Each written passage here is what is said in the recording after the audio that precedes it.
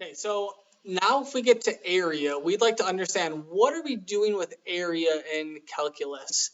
So our goal here is that we'd like to find the area underneath a curve. So what I mean is, let's say I might be looking for the area underneath the curve in this region. I'm trying to figure out what is this area. Now remember, all of the area formulas that you have seen throughout your whole mathematical career have been for regular, nice shapes. Right? The area of a rectangle is length times width. The area of a square is going to be the one side times the other side, which is just going to be the side squared. Area of a triangle is 1/2 base times height. These are all really nice shapes. You don't have things for weird looking shapes like this. That's where calculus is going to come in. Now, how are we going to do this? Well, we're going to use very easy shapes to calculate areas with. And in particular, the easiest shape that we're going to use to help us approximate this area is going to be a rectangle.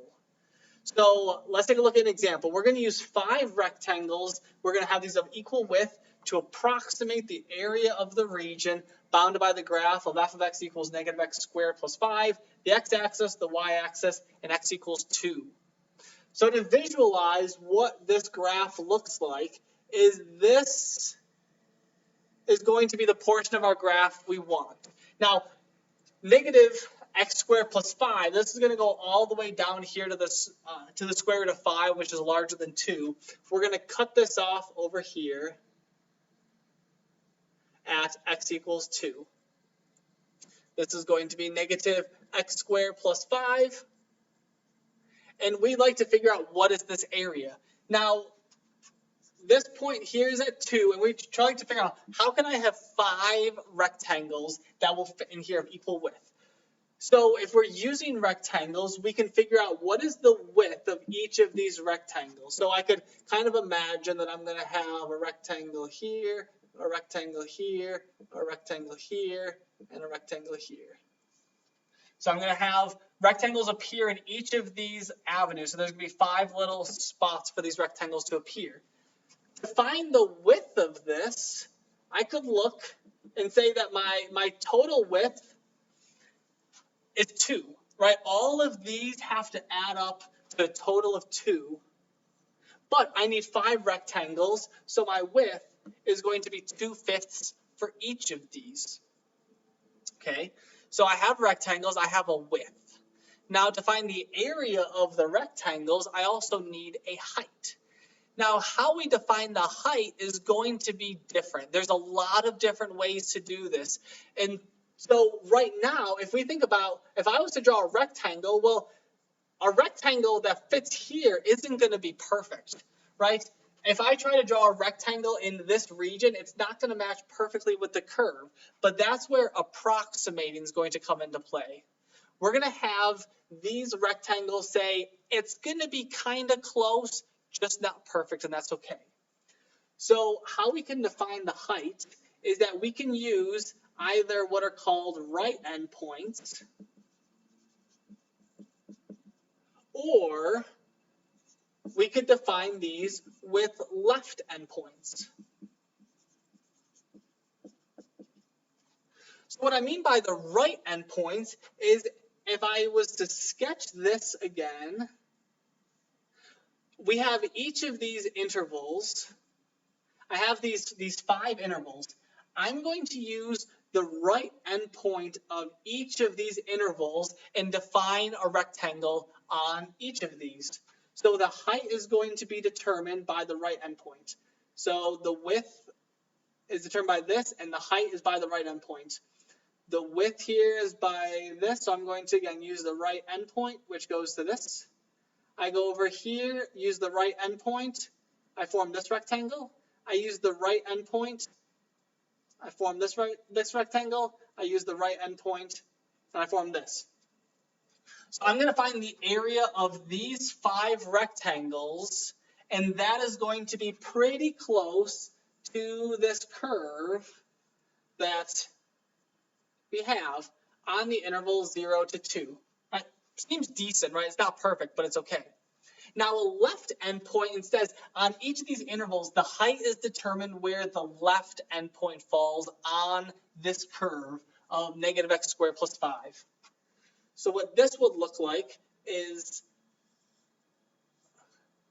I have this becomes my height determined by this. Then I go over and I'm going to have 5 of these rectangles again. So this is my first rectangle. Again, I use my left endpoint. I define the height. I use my left endpoint. I define the height. Use my left endpoint, define the height. Use my left endpoint, and then I define the height. And now this total area that I have here is going to, again, be an approximation of this. So these are 2 strategies. You could also use midpoints of these. You could use a combination of all of this. But for the sake of calculating these fairly quickly, we're going to be using left and right endpoints as 2 of our main strategies. Now, to find the area, like I said, you're just going to add up the area of each of these 5 rectangles, right? So you find the area of this rectangle, you're going to take the width of this times the height. So the area of this rectangle, for instance, our area is going to be length times width. The length here, for instance, would be 2/5, right? We said that was this distance here. This height, we said, is going to be determined by where this point is on the graph. And so if this was negative x squared plus 5, this is going to be negative 2/5 squared plus 5. So I have this times negative 2/5 squared plus 5. So that's the area of this one rectangle. I could do it for the next one. I'm going to add on what the area would be over here. So then I would add on this area. It has the width of 2/5, and then now this height, again, is going to be determined by the function at this point. And so this point was 2/5. This is going to be 4/5. So I have negative 4/5 squared plus 5.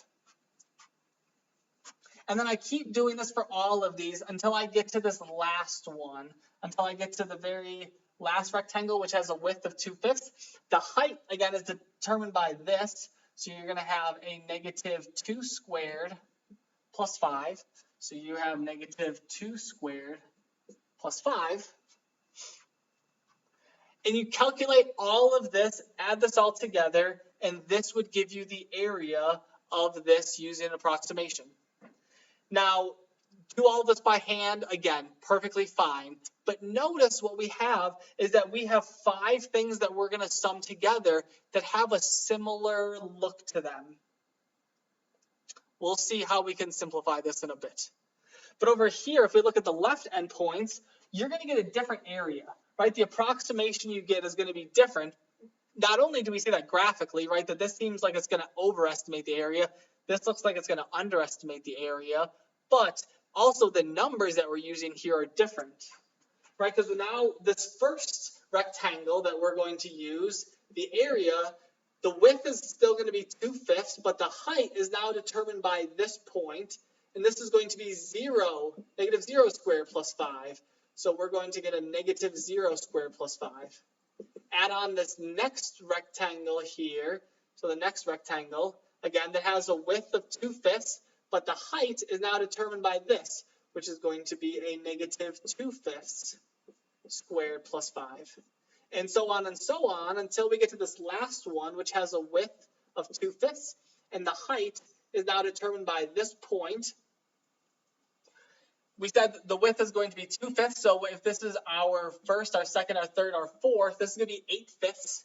So it's going to be negative 8/5 quantity squared plus 5. So we have different numbers, so we expect a different area, but this is, again, you could do this by hand, get a calculation. We're going to simplify this by using sigma notation.